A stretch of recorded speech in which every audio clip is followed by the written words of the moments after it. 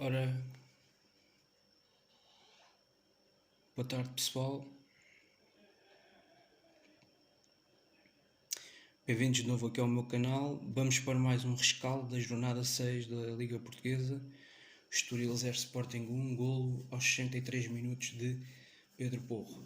A equipa alinhou com várias alterações em relação à goleada à meia da semana na Liga dos Campeões, na estreia, no regresso à Champions em casa com o Ajax 5-1. Tivemos, eu ainda vou pensar se vou fazer rescaldos dos jogos da Champions. No que diz respeito ao campeonato, vou sempre tentando fazer. E tivemos desta feita o regresso às vitórias, 3 jogos depois de termos estado sem conseguir saborear a vitória. Conseguimos no campo de uma equipa que estava invicta, que vinha de 5 jogos, 4 vitórias e um empate no começo da Liga, no começo extraordinário, a equipa sensação, Estoril Praia, muito bem, uma equipa extremamente bem liderada, e com um conjunto de jogadores que se foram revelando desde a época passada a um nível da segunda Liga, que já tinham feito também uma grande prestação na Taça de Portugal, sendo apenas eliminados pelo Benfica nas meias finais. E por isso é uma equipa que eu penso que vai dar frutos esta temporada e que, mantendo este nível, creio ser uma equipa com fortes possibilidades, inclusive, de almejar os lugares europeus. Olhando para aquilo que Vitória, por exemplo, está a jogar, Santa Clara e até mesmo Sporting Braga, diria mesmo que este Estoril tem, sobretudo pela primeira parte que fez ontem frente ao Sporting, capacidade não só para se bater com essas equipas, como inclusive é para ficar à frente delas. Isto, digamos assim, é uma nota introdutória. Passando à equipa e ao jogo, o Sporting entrou de início com Adam na baliza, depois no trio habitual de defesas, no centro do terreno, voltou a liderança do central Sebastián Coates, que é, sem sombra de dúvidas, não só o central mais experiente desta equipa, como o melhor central, a meu ver, o jogador que é o jogador que tem mais Sporting nestes últimos anos. Nota-se a léguas, a milhas de distância, que é o jogador com mais experiência neste andamento de Sporting, foi o jogador que já passou por mais coisas neste Sporting nestes últimos anos, e isso também, o que tem mais jogos, isso nota-se muito. Notou-se muito no naufrágio e no caos que foi esta equipa à meia da semana na Liga dos Campeões. Sem Coates não é a mesma coisa, e sem Coates e muito cedo nesse jogo sem Gonçalo Inácio, realmente a defesa deste Sporting, tem que se dizer, não é mais do que uma defesa remendada. Dito isto, depois o Adan, Coates no meio, na direita o Luís Neto, e à esquerda, por opção nesse caso, jogou o Mateus Reis em vez do Zouair Fedal, que já tinha estado bastante mal no jogo com o Ajax a meio da semana. O Ruben manteve na esquerda o Ruben Vinagre, que, enfim, o Estoril não é a mesma coisa que o Ajax. E à direita, o Porro outra vez, que voltou a fazer um belíssimo jogo, e num momento decisivo da partida assumiu, foi para cima. Não é ele que costuma bater penaltis no Sporting, já na época passada não era, mas foi com grande classe e grande mestria que marcou aquele pontapé de penalti. Depois no meio campo tem-se mantido a dupla que tem dado melhores resultados, Mateus Nunes e Palhinha, mas eu creio que na segunda parte fez falta Amorim mexer, sobretudo na posição de Mateus Nunes, porque eu acho que Mateus Nunes, mesmo já na primeira parte, teve bastante abaixo daquilo que ele pode dar à equipa, e o Palhinha, que foi realmente mais uma vez o jogador no meio campo que sobressaiu e ficou encarregue no fundo de jogar por dois. Depois na frente, finalmente a estreia a titular de Sarabia, ainda não tinha jogado qualquer jogo a titular. O espanhol, que também já chegou com a época em andamento. À esquerda, Nuno Santos, que voltou a falhar na finalização, e na frente Paulinho, outro que também é mais um jogador que anda cheio de azar, do meu ponto de vista, na finalização. Mais uma bola no poste, mais outras grandes oportunidades que ele teve no jogo. Isto foi, portanto, o 11 inicial com que entramos na Amoreira frente ao Estoril. Um Estoril que mais uma vez teve, sem sombra de dúvidas, dois grandes jogadores em destaque na primeira parte. Dani Figueira, eu devo confessar, é um excelente guarda-redes, é um jogador muito, muito interessante. E depois nas alas atacantes desta equipa, quer o Chiquinho, quer sobretudo Artur Gomes, são jogadores muito interessantes. Este extremo brasileiro que tem formação do Santos, e o Sporting tem-se dado mal com os extremos brasileiros dos adversários. Basta recordar o Antony a meio da semana, que veio das escolas do São Paulo para o Ajax. São de facto extremos com grandíssima qualidade técnica. Do ponto de vista técnico, são jogadores claramente de outro nível. Eu sempre apreciei bastante o extremo brasileiro, não é? Tem muito essas características. Agora, do ponto de vista técnico, têm qualidade como poucos no mundo inteiro, na minha opinião.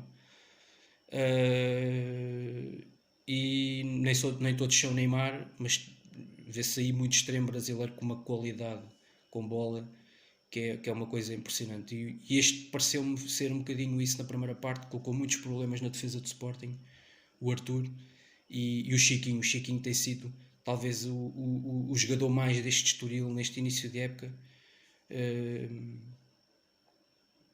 Depois o Estoril teve ali a consistência no meio campo do Gamboa. Eu penso que foi uma primeira parte muito disputada, muito equilibrada, muito tocado lá. Ainda assim, com o Estoril a dar o primeiro sinal de perigo na sequência de uma bola parada. Duas defesas atentas do Adana, a segunda de uma maior grau de dificuldade, mas o Adana entre os postos é fortíssimo, como já provou no início da Liga, no jogo da segunda jornada em Braga. Portanto, manteve sempre a equipa sem sofrer, e era muito importante neste jogo que o Sporting não marcasse primeiro e que não sofresse primeiro, até por tudo aquilo que foram os últimos jogos. Em Famalicão sofreu primeiro, o Ajax sofreu primeiro, e por isso o Porto não sofreu primeiro, mas falhou tanto que depois acabou por sofrer. Esta equipa também nos últimos 3 jogos vinha sofrendo vários golos, e isso não pode suceder numa equipa da dimensão do Sporting, que a época passada era extremamente consistente do ponto de vista defensivo.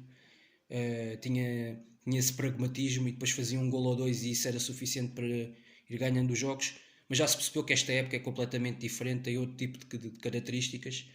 E no jogo jogado, sinceramente, o Sporting depois eu acho que os primeiros 15 minutos a equipa não entra particularmente bem, como já não é.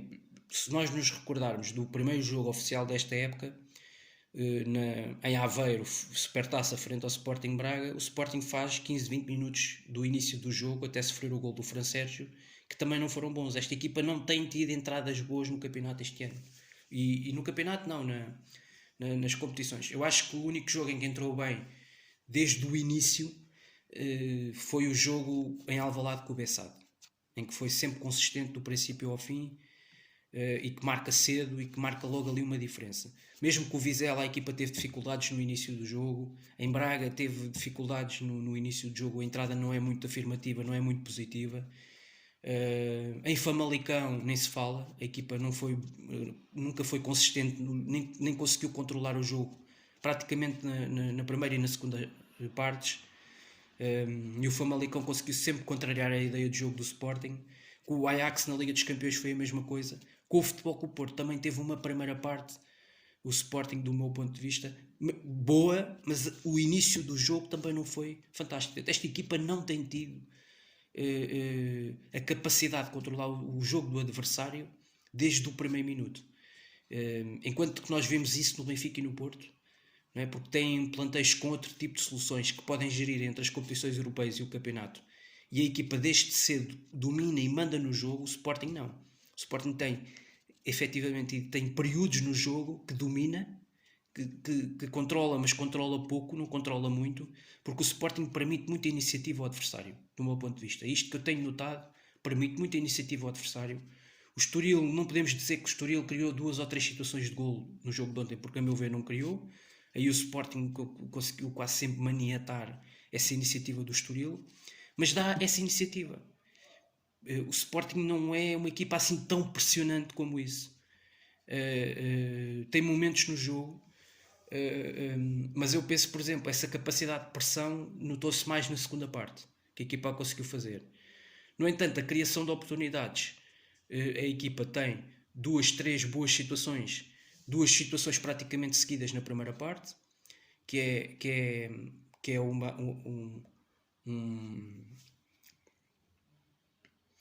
um remate do Paulinho, que é uma excelente jogada coletiva, e o Paulinho recebe muito bem na área, depois faz a rotação dentro da área e faz um pontapé colocadíssimo ao primeiro poste, e obriga o Dani Figueira diria que se calhar a sua melhor intervenção no jogo de ontem, uma intervenção de grande qualidade. E depois, na sequência desse lance, na bola parada, o Paulinho, em cima da linha da boca da baliza, falha um golo de uma forma escandalosa de cabeça, e essa para mim talvez seja uma das melhores oportunidades do Sporting na primeira parte. Depois há o remate do Nuno Santos, que volta a ser uma boa recuperação de bola, lá está, num desses tais momentos de alguma pressão da equipa sobre a defensiva do Estoril. O Estoril perdeu ali facilmente a bola, sobretudo o Patrick William, e isso expôs muito a equipa do Estoril defensivamente, que era coisa que o Estoril ainda não tinha sido muito testado neste campeonato, contra equipas que fizessem um pouco mais de pressão, tivessem esses jogadores com essa capacidade. O Sporting mostrou isso ontem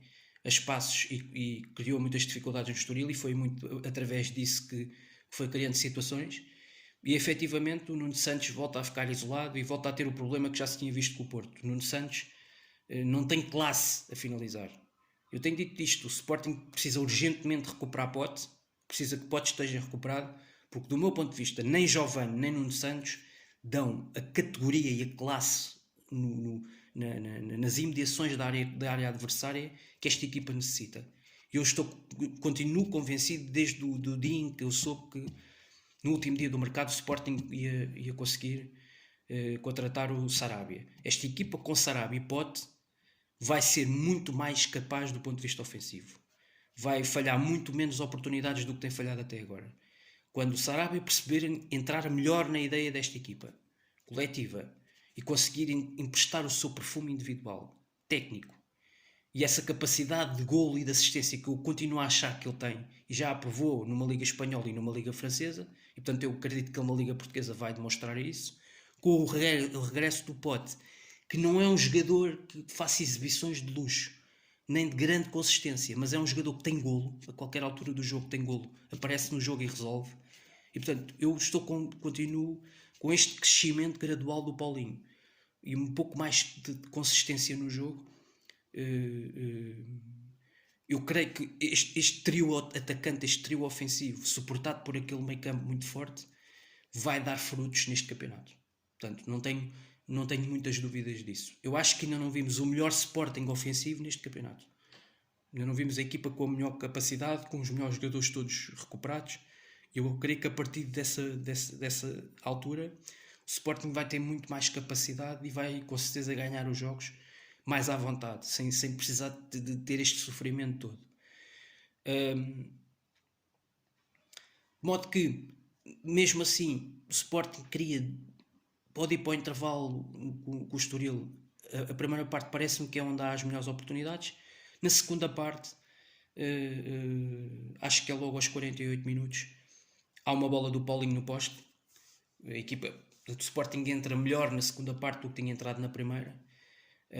Logo a querer assumir, porque o jogo estava ao intervalo empatado 0-0 e o Sporting não podia empatar este jogo, sobretudo por aquilo que, portanto, as coisas não podiam continuar como estavam na primeira parte. A equipa tinha que ser mais pressionante, tinha que ser ainda mais agressiva, mais intensa, e tinha que encostar o Estoril à sua área, e conseguiu fazê-lo muito mais na segunda parte, mais e melhor, com melhor definição na segunda parte do que tinha conseguido na primeira parte. Não sei se o facto do Sporting jogar para o lado onde estava o público afeta a equipa leonina em larga maioria na segunda parte. Não sei se isso influenciou ou se não foi decisivo na forma como os jogadores na segunda parte conseguiram ter melhor capacidade e qualidade na definição. O facto de sentirem ali os adeptos mais próximos, eu penso que isso teve o seu quê de decisivo. A equipa conseguiu atirar a bola ao poste logo pelo Paulinho no início da segunda parte.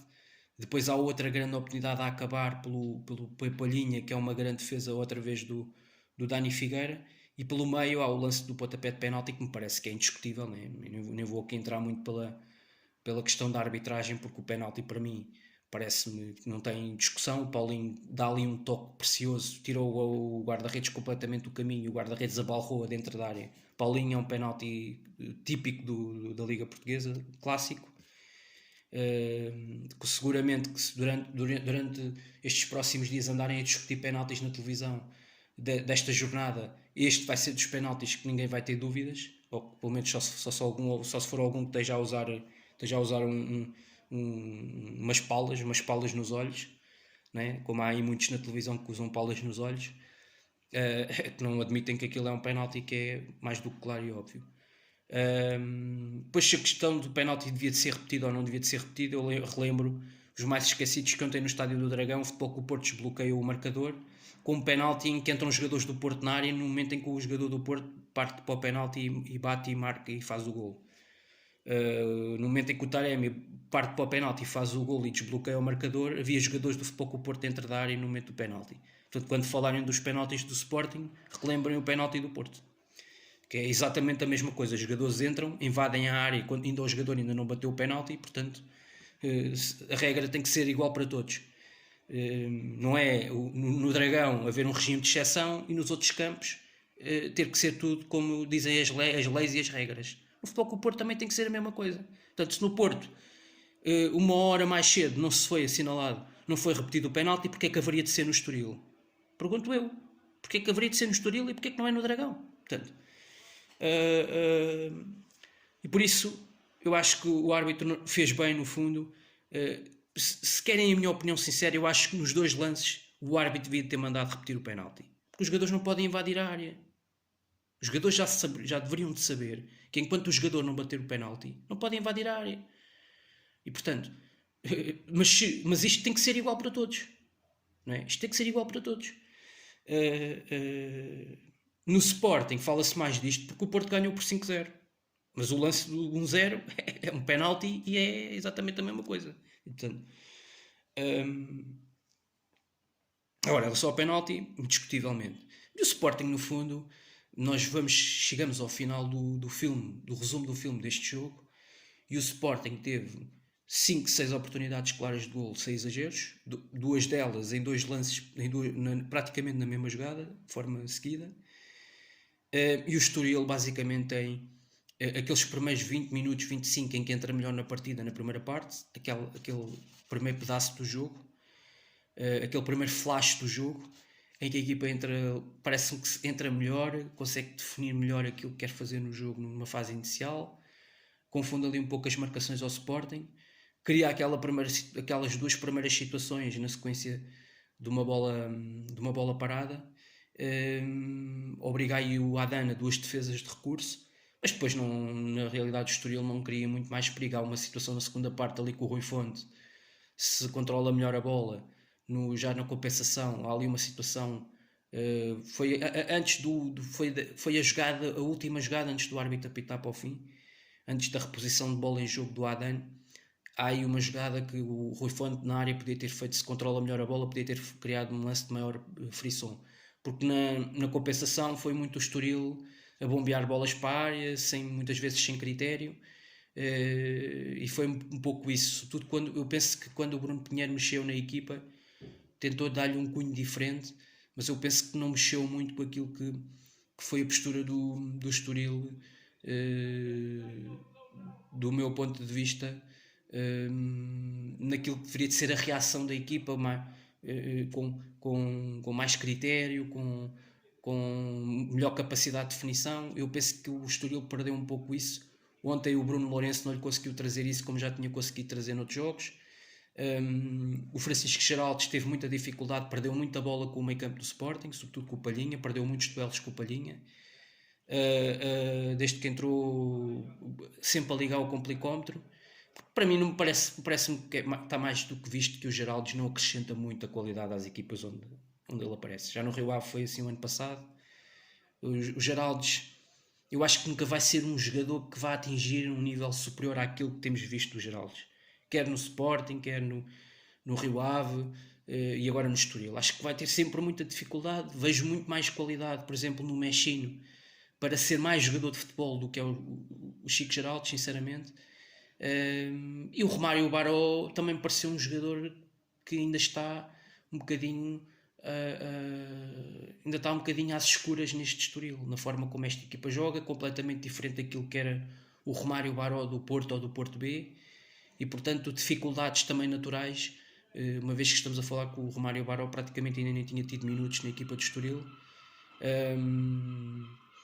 E na realidade, no geral, parece-me que o Gamboa foi o jogador do meio campo que melhor desempenho teve na equipa de Estoril ao longo do jogo. Depois, os que entraram, o Rui Fonte também não entrou ainda muito bem nesta equipa, não conseguiu perceber muito bem as ideias. O Chiquinho e o Arthur foram aqueles que tiveram a melhor qualidade, melhor capacidade de transporte de bola, sobretudo nos primeiros 45 minutos do Estoril, que foi a fase em que o Estoril se conseguiu bater melhor com o Sporting, conseguiu discutir mais o jogo, repartir mais o jogo entre um meio campo e outro, porque na segunda parte, a meu ver, praticamente só deu Sporting, antes do golo e mesmo depois do golo. Deu mais Sporting, o Sporting sempre com mais capacidade, se bem que o Palhinha teve quase que jogar por dois na segunda parte, porque, a meu ver, o Mateus Nunes devia ter sido substituído mais cedo.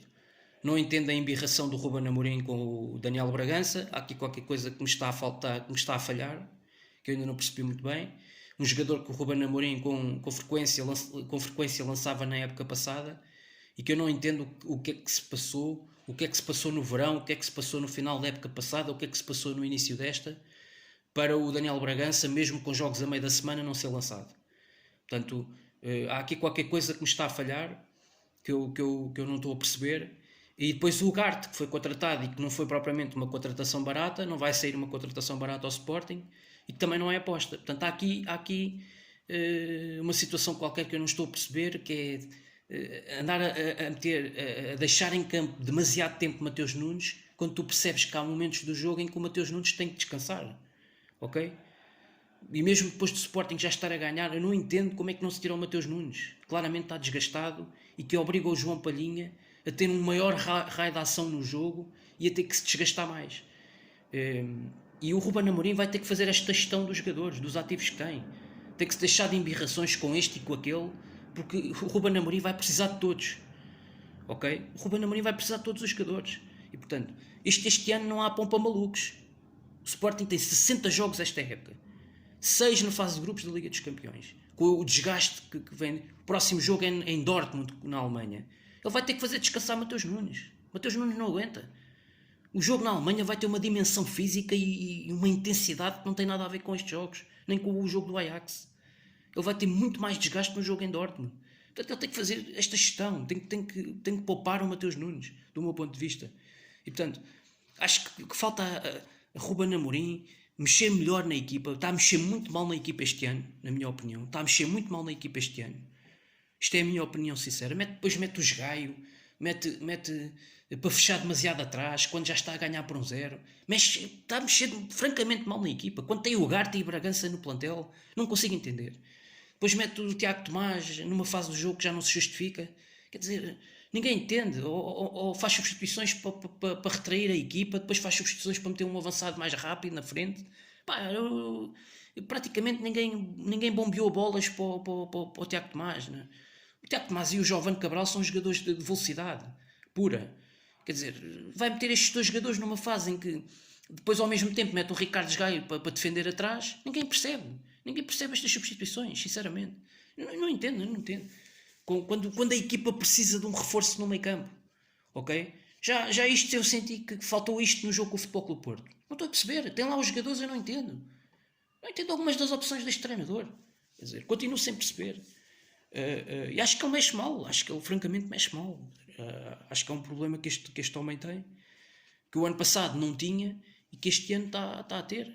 Eu não sei se é por ter menos recursos no plantel, está a ter mais dificuldades para acertar com os jogadores, mas eu sinceramente não consigo entender. Por resto, acho que olhando assim no geral, creio que esta foi uma exibição consistente da equipa de Sporting, em traços gerais. A equipa teve um bom desempenho do meu ponto de vista. Gostei, francamente, da reação, da resposta a uma exibição miserável em casa com o Ajax, não é? Uma exibição descontrolada, mas que eu já disse aqui, já referi isso. Acho que teve muito que ver com as ausências de peso. Estamos a falar de ausências de peso. Quando falamos de Gonçalo Inácio e Coates, já estamos a falar demasiado. Num plantel que é curto, que não foi bem construído, na minha opinião, no mercado. Sair lesionado muito cedo na partida, quando na altura o jogo estava 2-0, por aí. Mas que ainda o Sporting estava dentro do jogo. 2-0 ainda estava por dentro do jogo. O Sporting, se fizesse um gol como fez com o Paulinho, ainda ficou. Mas o problema é que quando o Sporting faz o 2-1 pelo Paulinho, já não tinha Gonçalo Inácio no campo. Portanto, sem Gonçalo Inácio, sem o patrão na defesa e o líder, que é o Coates, toda uma estrutura defensiva claramente que se ressente. E depois do outro lado havia jogadores muito bons tecnicamente, jogadores habituados à Champions, a este nível, como o Mazraoui, como o Tadic, jogadores muito patitos que chegaram com este Ajax a uma meia-final da Champions. Depois um Antony, que é um jogador tecnicamente, que foi dos melhores jogadores, na minha opinião, na semana passada da Champions, de todas as equipas, foi dos extremos que mais se destacou. Depois o Haller, que faz 4 golos, que desbarata completamente aquela defesa do Sporting com o Neto, o Esgaio e o Mateus Reis, uma equipa completamente descaracterizada. Depois eu acho que isto foi um jogo que correu tudo mal. Um jogo que correu tudo bem ao Ajax e correu tudo mal ao Sporting. Porque a real diferença entre as equipas não é esta, na minha opinião. Agora, acho que as ausências tiveram um peso específico e mais uma vez ontem viu-se. Quer dizer, esta equipa com o Coates, até o Mateus Reis nem parece ser tão mau jogador. Pá, e acho que claramente tem influência jogar ou não jogar Sebastião Coates nesta equipa. Portanto, acho que não é à toa que foi eleito o melhor jogador do campeonato da época passada. Não só é um jogador que na área adversária coloca os adversários em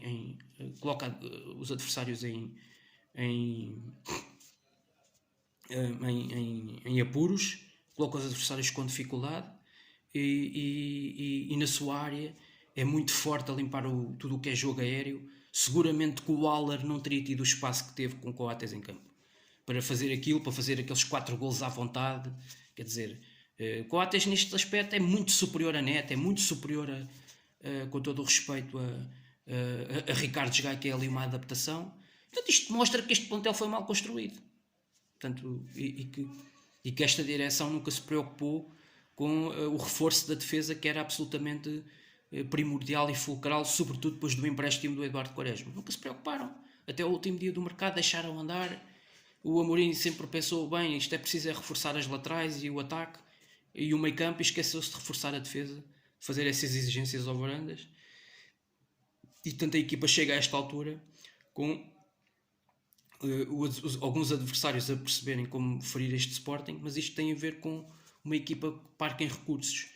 Quando tem que recorrer às alternativas e às segundas linhas, é este filme, é este problema que já o ano passado se tinha notado com o Las Clins, tinha-se notado na Taça de Portugal com o Marítimo, tinha-se notado na segunda volta quando o Sporting foi ao Estádio da Luz ao intervalo perder por 4-1.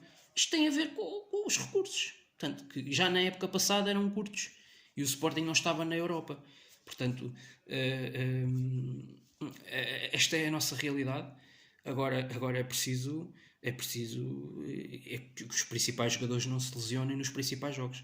E os jogos, eu já tinha dito aqui, o Ajax e o Porto eram 2 jogos muito importantes. Acho que com o Porto faltou o Inácio. Se calhar com o Inácio o Luís Dias não tinha tido aquele espaço todo para fazer aquele golo. E no jogo com o Ajax faltou o Coates. Portanto, isto são baixas de peso.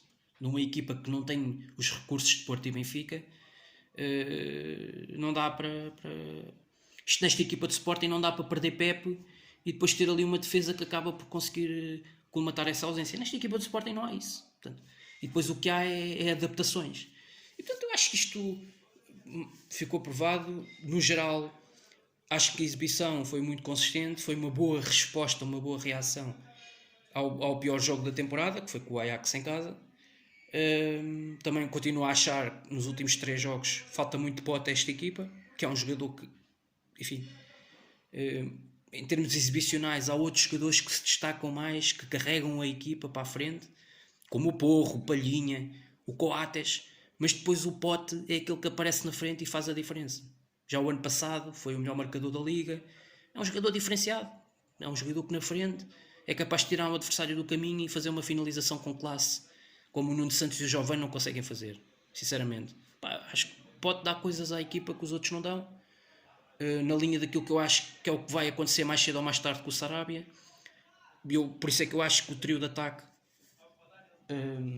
vai passar por ser composto por esses três elementos, o Paulinho, o Sarabia e o Pote, e quando estes três se entenderem bem, creio que esta equipa será muito mais forte e terá muito mais capacidade de concretização no último terço.